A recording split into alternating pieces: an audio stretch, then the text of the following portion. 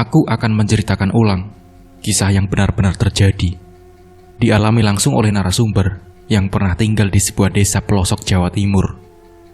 Di sini, aku akan menjadi narasumber.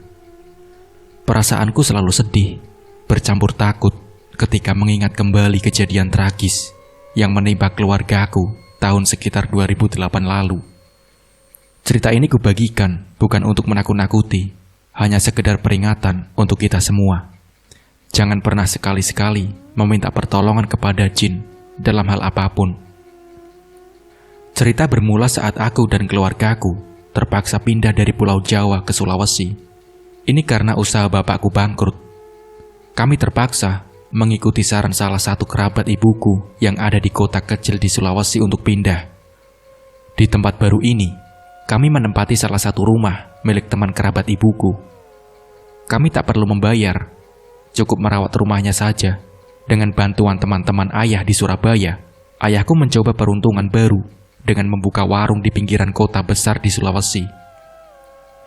Yah, kenapa nggak minjem uang di bank aja buat modal, biar bisa bikin usaha yang lebih besar?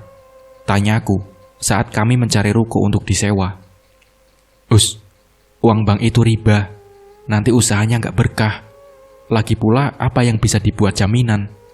Jawab ayahku sedikit ngegas. Aku sendiri sebenarnya sangat keberatan saat keluargaku memutuskan pindah.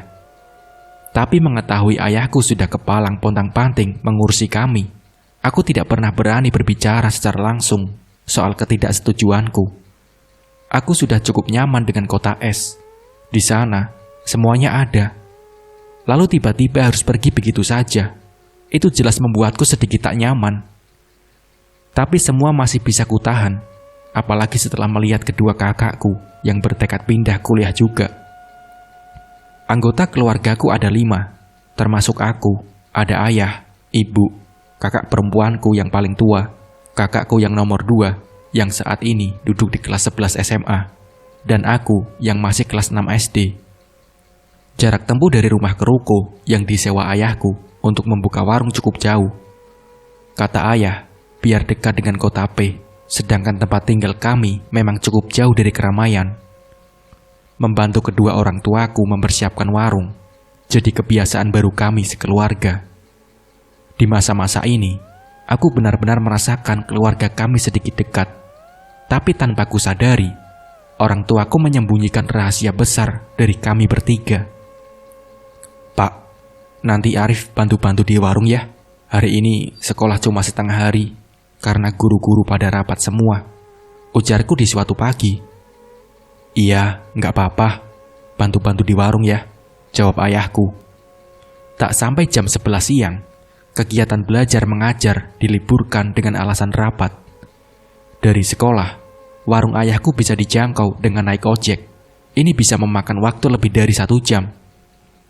Tapi sesampainya di warung, brak! Suara keras menyambut kedatanganku. Pokoknya, aku mau balik ke kota itu. Terdengar suara teriakan dari dalam warung. Tak berselang lama, kakak perempuanku keluar sambil memegangi pipinya yang merah.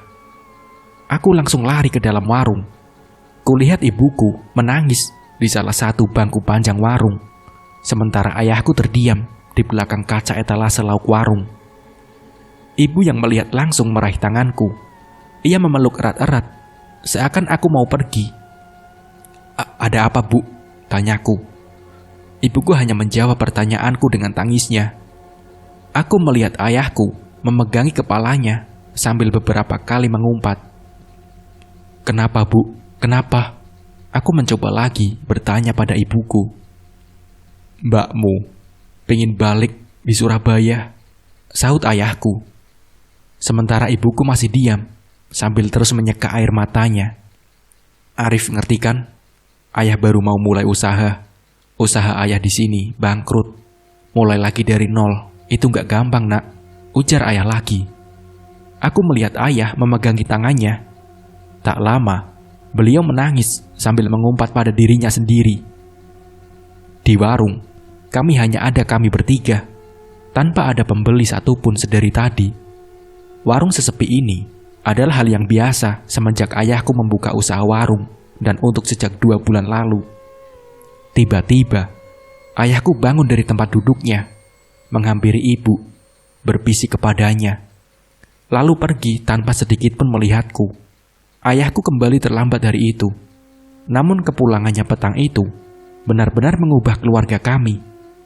Aku ingat betul ketika aku menyambut ayahku di depan pintu dengan riang. Ibuku seperti ragu untuk menyambut. Dia hanya menyilangkan kedua tangannya di dadanya, terlihat gelisah. "Kakakmu kemana?" tanya ayahku. Kakak di kamar ya. Jangan marahi kakak ya," pintaku pelan. Ayahku menjawabnya dengan senyum untuk kemudian berjalan menuju kamar. Ibu lantas menyuruhku tidur. Aku yang waktu itu masih bocah pun tahu wajah ibu benar-benar seperti orang yang kebingungan. Sayangnya, aku tak berani bertanya. Semenjak malam itu, semuanya seolah menjadi mudah. Warung keluarga kami setiap harinya ibarat hari pertama bioskop memutar film box office. Hampir tak pernah sepi pembeli. Terpaksa aku dan saudariku harus ikut membantu jaga warung. Sekitar 4 bulan berlalu, semenjak kami menjalankan warung, ayahku memutuskan membuka cabang baru yang berada di pusat kota, sekaligus merekrut karyawan dengan jumlah yang tak sedikit. Hidup kami benar-benar berubah drastis. Belum ada setahun, keluarga kami sudah bisa membeli rumah, yang bahkan lebih besar dari rumah kami dulu. Ayahku membeli rumah di kota, lengkap dengan perabotannya. Keuangan keluarga kami kembali stabil, bahkan jauh lebih baik. Aku bahkan tak perlu lagi naik ojek pangkalan untuk berangkat ke sekolah. Mobil yang terparkir di rumah ada 3, belum termasuk mobil operasional restoran. Di tahun 2009, keluarga kami sudah memiliki 3 restoran besar dengan karyawan yang jumlahnya ratusan. Kakak perempuanku juga tak lagi merengek-rengek minta kembali ke kota es. Sampai pada suatu hari, akhirnya aku tahu sebuah rahasia. Saat itu, aku dan 3 temanku sengaja berkunjung ke warung ayahku. Bangunan warung yang dulu hanya bisa memuat 7 hingga 9 orang. Tapi menurut salah satu temanku, ia melihat hal ganjil pada salah satu karyawan restoran kami. Itu karyawan ayahmu kan?" tanyanya sambil menunjuk salah satu karyawan perempuan. Aku mengangguk. "Itu, ada yang membuntuti kok diam-diam saja sih?" ujarnya. Apa sih, Mat? Itu kakak pelayan cuma sendirian. Kok kamu bilang ada yang membuntuti? Jangan ngawur deh. Jangan-jangan kamu naksir ya?" timpal Tejo, salah satu temanku yang memang kocak. "Benar ini, Jo. Aku tadi lihat ada makhluk hitam besar di belakang mbaknya," jawab Ahmad. Sudah, habiskan makanan kalian. Habis ini, ku ajak kalian ke tempat yang yahut," ujarku mencoba memisahkan pertikaian kawan-kawanku. Mereka pun menurut. Selesai menyantap hidangan, ku ajak mereka ke salah satu bukit yang tak jauh dari perkampungan dekat restoran. Bukit tersebut adalah salah satu spot favoritku untuk melihat pemandangan sekitar. Tak jauh dari bukit itu juga ada telaga jernih dan segar. "Masih jauh nggak, Wan? Lelah aku," ujar Ahmad. "Bentar lagi kok," jawabku. Setibanya di puncak bukit, kukira semua kawanku sumringah. Aku benar-benar puas bisa menunjukkan tempat ini. Tapi saat itu, aku tak sadar ada yang aneh dengan Ahmad. Kukira dia cuma lelah. "Kenapa, Mat? Kok mukamu pucat begitu? Kalau kamu lelah, habis ini kita renang di telaga ya," ujarku. Ahmad tak merespon, malah menatapku kosong. Ketika kami berjalan menuju telaga, Ahmad menarik lenganku. Aku melihat mukanya yang benar-benar ketakutan. Temanku yang satu ini memang dikenal cukup peka dengan hal-hal gaib. "Wan, makhluk hitam besar yang tadi kulihat di restoran sekarang lagi lihat kita dari telaga," bisik Ahmad. "Aku nggak ngelihat apapun," jawabku sambil melihat telaga dari kejauhan. Sementara 2 kawanku yang lain sudah lari dan melepas bajunya. "Ayo, aku renang dulu ya," ujar Tejo. Aku mencoba tak menggubris apa yang dikatakan Ahmad dan langsung ikut menjebur. Ketika aku, Tejo, dan Budi asik berenang, Ahmad hanya melihat kami dari pinggiran telaga. "Kamu kenapa, Mat?" teriak Budi. Ahmad hanya diam dari kejauhan. Setelah hampir setengah jam berenang, aku memutuskan untuk mentas. Tak lama kemudian, Tejo juga ikut mentas di sisi telaga. Tapi ada yang ganjil. Tejo melambaikan kedua tangannya kepada aku dan Ahmad tanpa bersuara. Kami pun langsung berlari mendekatinya. "Ada apa, Jing?" tanyaku. Tejo masih terdiam. Ia menggigil sambil memeluk kedua kakinya. Ahmad mendekat dan berbisik ke Tejo. Setelah itu, Tejo menangis sejadi-jadinya dan berteriak, "Budi, Mat, Budi. Tadi aku mendengar Budi minta tolong. Kukira dia kram. Mau kubawa dia ke pinggir telaga. Tapi ketika ku tarik tubuhnya, kok ya berat banget. Tubuhku ikut ditarik ke dalam telaga. Sampai akhirnya aku kehabisan nafas dan kulepaskan si Budi. Aku takut, Mat," jelas Tejo. Aku seakan tak percaya apa yang diucapkan Tejo. Mungkinlah ini prank. Tapi melihat Tejo yang biasanya kocak jadi ketakutan seperti ini, jelas memunculkan banyak pertanyaan dalam benakku. Lalu, di manakah si Budi berada? Aku dan Ahmad masih berusaha menenangkan Tejo yang gemeteran. Sementara itu, Budi tak jua muncul dari dalam air. Dengan keadaan yang masih bingung, Ahmad tiba-tiba berteriak seperti kerasukan. "Jo, awas kau, Jo. Awas kau!" teriak Ahmad tiba-tiba. Kedua tangan Ahmad sudah mencekik leher Tejo yang masih linglung. "Woi, kau ngapain, Mat?" tanyaku pada Ahmad. Pupil Ahmad tertarik ke atas. Matanya membelalak. Suaranya berat. Tak seperti Ahmad yang biasanya. Sadar ada yang tak normal dengan Ahmad, ku tarik tangannya dari leher Tejo sekuat mungkin. Namun Ahmad tak bergeming. Tangannya seperti sudah menempel erat di leher Tejo. "Istighfar, Mat. Istighfar. Tejo mati nanti kalau kau cekik," ujarku. Ku bacakan ayat-ayat suci sebisaku ke telinga Ahmad. Kalau tidak salah, surat Anas. Baru ku bacakan 2 ayat, Ahmad menoleh. Mukanya benar-benar tak seperti Ahmad yang biasanya. Selama mengenalnya, ia tak pernah membuat ekspresi semengerikan ini. Kukira Ahmad menoleh padaku karena sudah sadar. Tapi ternyata tidak. Ia malah menonjok dadaku dengan keras menggunakan tangan kirinya hingga tubuhku terpental. "Kenapa kau lepaskan aku, Jo? Kenapa?"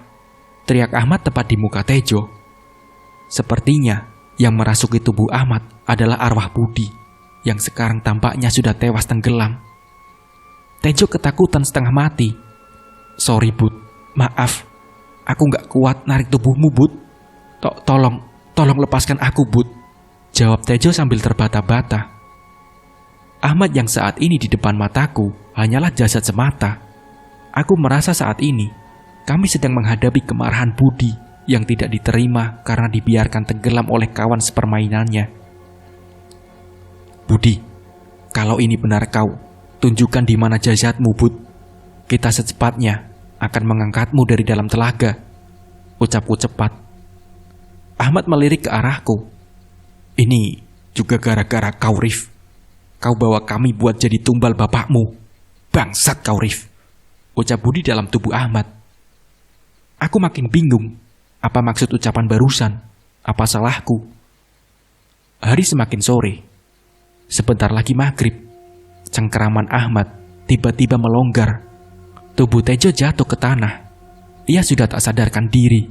Tak lama setelah itu, Ahmad menoleh kepadaku dengan ketakutan. Lalu tiba-tiba tersungkur, tak jauh dari tubuh Tejo. Aku tak bereaksi ketika itu. Kejadian yang menimpaku sore itu benar-benar membuatku ketakutan sekaligus bingung. Aku tak pernah mengalami hal-hal mistis seumur hidupku. Di tengah kebingungan, terdengar sayup-sayup suara perempuan yang sedang tertawa di tengah hutan. Terdengar dekat. Ya Allah, batinku. Ku coba tetap tenang. Ku anggap itu hanyalah suara gesekan antar batang bambu yang tak jauh dari telaga tempat kami berenang. Surup menjelang malam, Satu temanku tak ada yang tahu rimbanya. Entah tenggelam entah dimakan setan. Jasadnya bahkan tak mau muncul ke permukaan. Sementara dua temanku yang lain saat ini tak sadarkan diri. Aku mencoba mendekati kedua tubuh temanku yang tak jauh dari bibir telaga. Belum sampai 3 langkah, suara yang tadi kembali muncul. Kali ini terdengar lebih jauh. Aku tak berani melihat ke belakang. Ku coba untuk tetap maju menghadapi tubuh temanku. Mat, bangun Mat. Ayo cari pertolongan Mat, ucapku sambil menggoyang-goyangkan tubuh Ahmad. Tak ada jawaban, baik Ahmad maupun Tejo benar-benar seperti mati. Padahal cuma pingsan.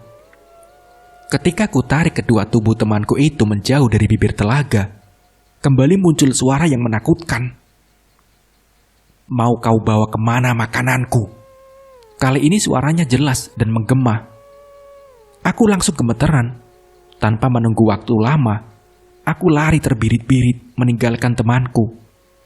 Aku sudah lupa bahwa kami berangkat berempat. Yang kupikirkan waktu itu, aku harus menjauh dari telaga secepat mungkin. Setelah berlari cukup lama, aku pun tiba di pinggiran kampung. Tolong, telepon polisi, teriakku kepada orang-orang yang berlalu lalang. Tak ada satupun yang menggubrisku, sampai akhirnya datang seorang bapak-bapak yang menghampiriku. Mas Arif, ada apa?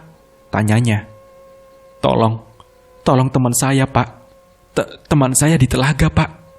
Tolong teman saya tenggelam di telaga atas bukit Pak, ujarku dengan gagap. Bapak parubaya tersebut bisa menangkap perkataanku. Ia memasukkan tangan ke sakunya, mengambil telepon genggamnya. Nak, tenang dulu. Saya akan teleponkan polisi. Sekarang sudah gelap. Kamu sudah makan? Kata si bapak. Hari semakin gelap. Bapak itu pun mengantarkanku ke restoran milik ayahku. Aku masih tak percaya kejadian senaas itu menimpa teman-temanku. Sementara, saat pikiranku masih tak beraturan, bapak yang tadi mengantarku tiba-tiba saja mencengkram lenganku dengan kuat.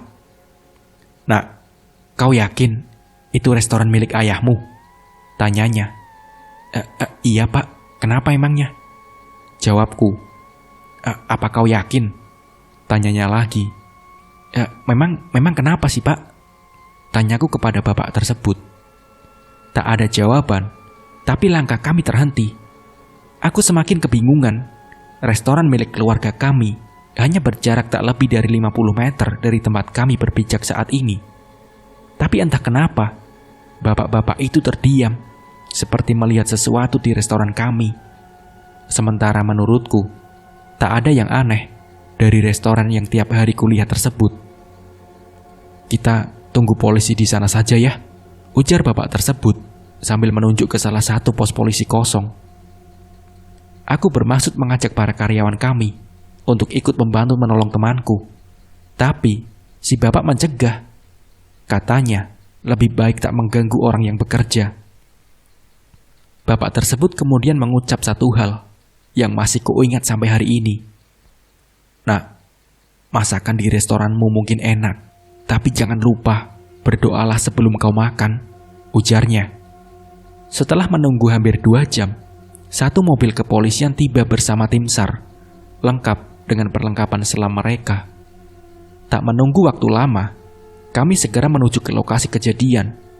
Beberapa warga ada yang membuntuti kami. Kabar adanya anak yang tenggelam di telaga didengar orang-orang di sekitar restoran keluargaku. Mereka berkumpul, berduyun-duyun mendatangi telaga seperti mau melihat festival. Belum sampai telaga, salah satu dari anggota polisi menemukan seorang laki-laki dari pinggir jalan setapak. Ia memegangi anak yang menggigil tersebut. Ahmad, teriakku. Anak itu menoleh padaku. Benar, itu adalah Ahmad. Aku bersyukur Ahmad selamat. Namun ketika aku mendekatinya, ia malah berlindung di belakang petugas polisi yang menemukannya tadi, seperti ketakutan melihat wujudku. Saya akan mengamankan adik ini ke bawah bukit dulu, ujar petugas tersebut. Kemudian berlalu. Ketika aku berpapasan dengan Ahmad, aku mendengar sedikit bisikan. "Keluargamu, pemuja setan." Aku menoleh cepat. Siapa yang berbisik kepadaku tadi? Tidak mungkin itu Ahmad, kawanku yang selalu berhati-hati dengan ucapannya yang mengatakan hal itu. Setibanya di telaga, polisi segera memasang garis polisi, sementara petugas SAR sudah bersiap menyisir lokasi tersebut. Tak lama, aku dipanggil bapak yang tadi menolongku. "Ini anak yang melapor tadi, Pak. Nak, bisa kau jelaskan di mana temanmu tadi?" Ujar si bapak seperti itu. Ahmad bersama petugas tersebut sudah menghilang dari jalan setapak. Aku bersama rombongan melanjutkan perjalanan menuju telaga. Setibanya di telaga, polisi segera memasang garis polisi, sementara petugas SAR sudah bersiap menyisir lokasi tersebut. Tak lama aku dipanggil bapak yang tadi menolongku. Petugas sudah menghubungi keluarga dari kedua temanku. Mereka akan segera menuju ke lokasi. Budi tenggelam di telaga, Pak. Tapi tubuh Tejo terakhir kali saya lihat di situ, Pak. Tepat di pinggir telaga, dekat pohon itu. Sumpah, saya tidak bohong, Pak, ujarku. Tubuh Tejo tak lagi di tempat terakhir aku meletakkannya. Apa mungkin Tejo sudah melarikan diri setelah kutinggalkan? Tidak mungkin. Ia bersama Ahmad dan tak sadarkan diri. Ahmad bahkan harus dibantu untuk menuruni bukit. Siapa yang lantas membawa tubuh Tejo? Kepalaku teringat dengan sosok hitam yang mengejarku tadi. Mungkinkah makhluk itu tadi sudah memakan Tejo? Bulu kuduku berdiri. Aku bukan orang yang tidak punya rasa setia kawan. Tapi saat ini aku benar-benar ketakutan. Asalkan aku selamat, tak apa kawanku dimakan iblis sekalipun. Berjam-jam menunggu, pencarian tak membuahkan hasil. Polisi menyisir di darat sekitar telaga, sementara ada 4 orang tim SAR yang menyelam mencari keberadaan Budi. Waktu sudah menjelang jam 11 malam. Para petugas mulai berputus asa karena tak segera menemukan titik terang. Kakak Budi tiba di lokasi bersama dengan ayah Tejo. Setelah berbincang dengan petugas, mereka melirikku, kemudian melengos begitu saja. Ayah Tejo membawa seekor ayam hitam legam, seekor ayam cemani. Ia mendekati telaga. Aku melihatnya dari belakang. Ia berkomat kambing di bibir telaga, tepat di mana aku terakhir kali melihat jasad Tejo sebelum kabur. Tangan kirinya memegangi tubuh ayam cemani yang sebenarnya belum cukup besar, sementara tangan kanannya terlihat mencekik leher ayam. Ayam cemani itu pun bersuara, seperti dicekik. Ayam cemani sekarat dilempar ke telaga. Tak sampai 10 detik, muncul mayat dari kedalaman telaga. Mengambang begitu saja, itu adalah jasad Budi. Aku, petugas polisi, warga, bahkan para petugas SAR yang ada di lokasi, benar-benar seperti kehabisan kata-kata. Bagaimana bisa dari tadi para petugas sudah menyelam di sekitar titik itu, namun tak ada satupun petugas menemukan jasad korban. Sementara ayah Tejo yang baru saja datang, berjambi-jambi lalu melemparkan ayam cemani, tiba-tiba saja ada mayat mengambang di depan kami semua. Jasad Budi dibawa ke tepian telaga oleh tim SAR. Tubuhnya sudah putih pucat. Dari mulutnya keluar cairan putih. Begitu pula dari kedua lubang hidungnya. Matanya membelalak. Hingga kini aku masih ingat betul ekspresi wajah mayat Budi. Ia seperti marah kepadaku.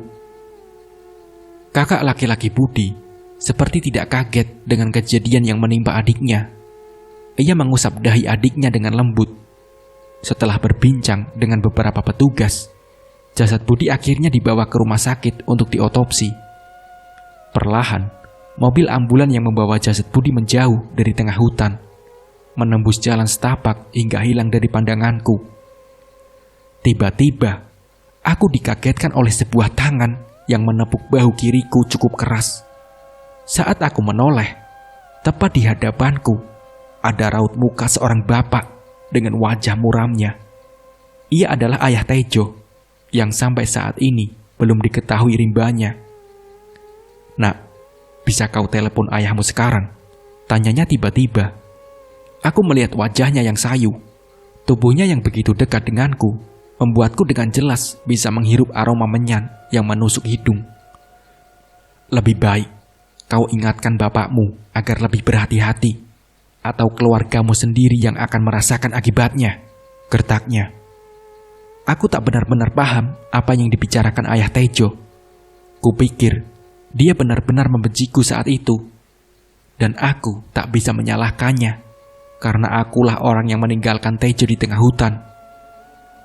Yang kutakutkan hanyalah tentang keluargaku. Apakah hal gaib yang menimpaku dan kawan-kawanku berhubungan dengan keluargaku? Tapi apa gerangan?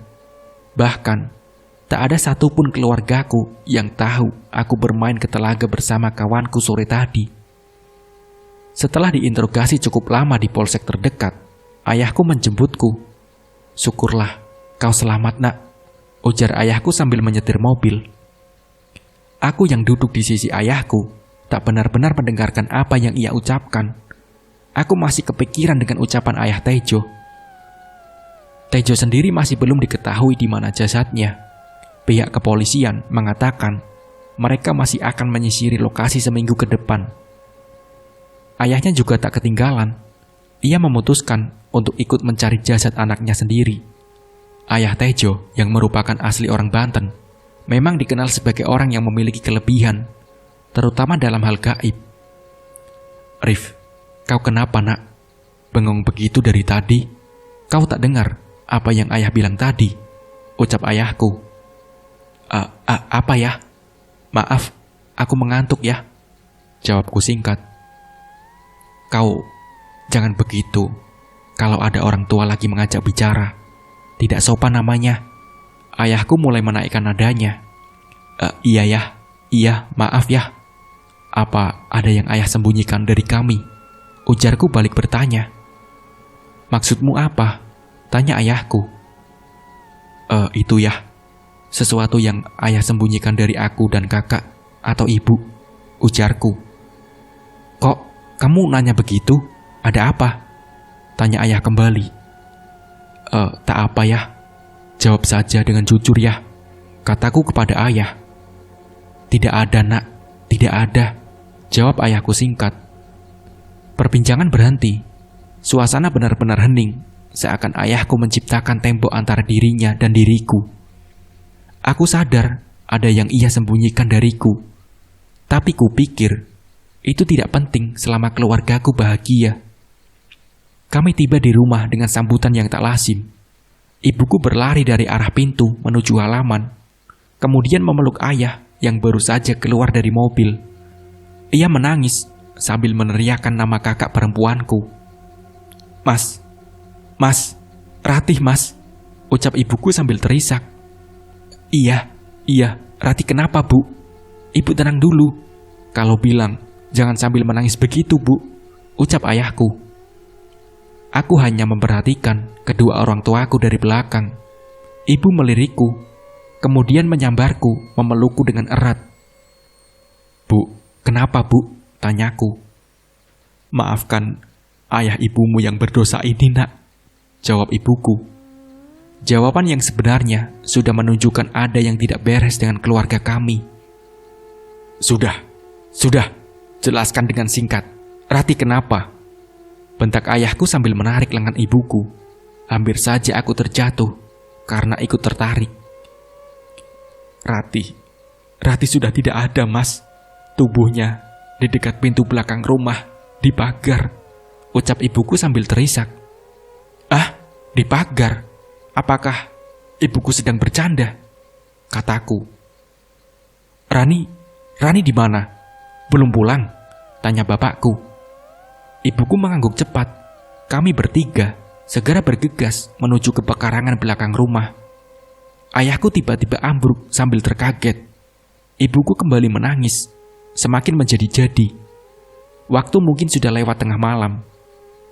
3 ujung pagar berkarat menancap di leher, dada, dan perut. Mulutnya terkoyak hingga ke pipi kirinya. Aku seperti melihat adegan dalam film SAW. Namun bedanya kali ini, aku melihat adegan nyata. Ibuku sudah seperti kesurupan, namun aku seperti mulai menikmati pemandangan menyeramkan yang ada di hadapanku. Ketika kami semua masih syok, jari-jari di tangan kiri saudariku bergerak-gerak. Kulihat betul mimik mukanya yang tersenyum kemudian tertawa dengan lucu. Ibuku pingsan, ayahku ketakutan, sementara aku tersenyum kegirangan. Mendadak aku menjadi liar. Aku seperti kehilangan kontrol tubuhku sendiri. Aku berusaha berteriak, namun kerongkonganku seperti bukan milikku lagi. Kesadaranku mulai menipis, sementara malam kian hening. Semuanya menjadi gelap, lalu entah datang dari mana. Tiba-tiba terdengar suara tanpa wujud, menjerit-jerit. Aku yakin itu seorang perempuan. Ia terus menjerit, ketakutan. Matanya mengadah ke atas. Tepat di depannya, sosok hitam seolah siap menyantapnya kapanpun. Beberapa saat kemudian, perempuan itu terbaring lunglai. Aku ikut menggigil melihat pemandangan yang terjadi di depanku. Mungkinkah ini mimpi? Setahuku, aku baru saja dijemput ayahku pulang dari kejadian di bukit tadi. Teman-temanku sudah ketemu. Oh ya, kakak perempuanku sedang sekarat menancap di pagar. Bagaimana keadaannya? Sementara aku bertanya-tanya, tiba-tiba sesuatu menggelinding hingga menyentuh kaki kiriku. Sebuah kepala, lehernya masih meneteskan darah segar. Aku tercekat melangkah mundur. Potongan kepala itu kembali menggelinding hingga wajahnya menghadap ke atas. Aku tahu betul siapa pemilik potongan kepala tersebut. Aku ambruk, dengkulku menyentuh tanah. Kurai potongan kepala itu. Kupeluk erat-erat sambil menangis. Tangisku semakin menjadi-jadi, dan tanpa kusadari, makhluk hitam besar sudah ada di depanku. Tubuhku tak bergerak. Aku masih sesegukan sambil memeluk kepala kakakku. Bajuku sudah penuh dengan darah. Ia merebut potongan kepala tersebut dari genggamanku, lalu melahapnya. Darah menetes dari taring bawahnya yang menjulur ke atas hingga hampir menyentuh mata. Sementara dari belakang muncul dua orang berjalan mengikuti langkah makhluk tadi. Mereka tak asing, pikirku. Mataku tak mungkin salah. Mereka adalah ayah dan ibuku. Tapi kenapa? Kenapa mereka tiba-tiba muncul dan mengikuti makhluk tadi? Aku mencoba memanggil keduanya, namun suaraku tak keluar dari kerongkongan. Pandanganku merayap. Aku sedang berada di sebuah kebun bambu tanpa penerangan sedikit pun. Tapi anehnya, mataku bisa melihat makhluk menyeramkan tadi. Kupikir ini terlalu nyata untuk menjadi sebuah mimpi.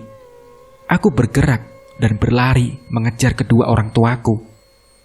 Kuraih tangan mereka. Ayah dan ibuku masih bergeming, seakan aku tak berada di situ.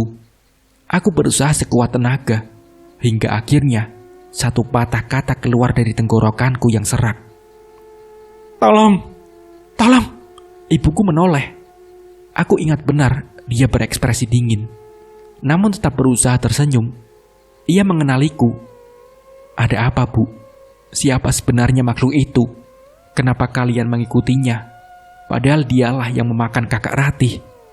Tapi tak ada satupun kata yang keluar dari mulutku. Ibuku melenggang. Aku tak berani mengikuti mereka lagi. Saat aku berusaha menarik ibu dan ayahku, tanpa tersadar, dari sisi makhluk hitam tadi, ratusan makhluk serupa muncul dan bersorak ganjil. Mereka sedang berpesta, tapi tak ada satupun dari makhluk itu yang menyadari keberadaanku. Aku benar-benar tak dipedulikan. Sampai akhirnya dari kejauhan, aku melihat kakak perempuanku yang kedua sedang berlenggak-lenggok di tengah kerumunan. Sejak kapan Retno sepandai itu menari tradisional? Terkadang ia melenturkan tubuhnya, menggeliat di tanah dengan kedua tangannya penuh luka cakar. Di sisi lain, orang tuaku terlihat bersujud ke makhluk hitam tadi. Makhluk yang ukurannya jauh lebih besar dibandingkan makhluk-makhluk yang mengelilingi Retno. Aku sepertinya menyaksikan keluargaku sedang bermain peran. Tanpa sadar, aku berlari mendekati orang tuaku. Berlari, tapi sama sekali aku tak mendekati mereka seinci pun. Suasana kembali gelap. Nak, sadar nak. Suara laki-laki menyadarkanku. Orang tersebut adalah ayah Tejo. Pak, di mana ibu saya, Pak? Ujarku. Ia terdiam, kemudian mengusap dahiku yang berkeringat. Terkadang, manusia memang bisa kilaf. Tapi jika sudah sejauh ini, ayahmu sudah memancing makhluk yang harusnya tak ia usik. Jawabnya tanpa ekspresi. Kulihat halaman belakang rumahku sudah penuh dengan orang, polisi, dan warga setempat. Suasana halaman belakang rumahku tiba-tiba menjadi tenang, dingin, hening, sekaligus ganjil. Beberapa jam berlalu, masih hening, hingga suara tangisan itu muncul entah dari mana. Beberapa polisi datang membawa kantong jenazah lengkap dengan keranda beroda. 3 kantong jenazah, 1 kain kafan sisanya. Ranjang jenazah kemudian melintas di hadapanku. Suara rodanya berdejit-dejit bagai jeritan tertahan. Sepintas, kafan yang menutupi jasad itu tersingkap di terpa angin. Dari balik kain yang tersikap itu, sepasang mata mendelik menatapku. Seketika itu, aku terdiam. Ibuku tak pernah menatapku dengan ekspresi semenyeramkan itu. Nah, seperti itulah ceritanya. Semoga dari cerita ini kita bisa mengambil hikmah dan pembelajarannya. Mungkin cukup sekian dari saya. Wassalamualaikum warahmatullahi wabarakatuh.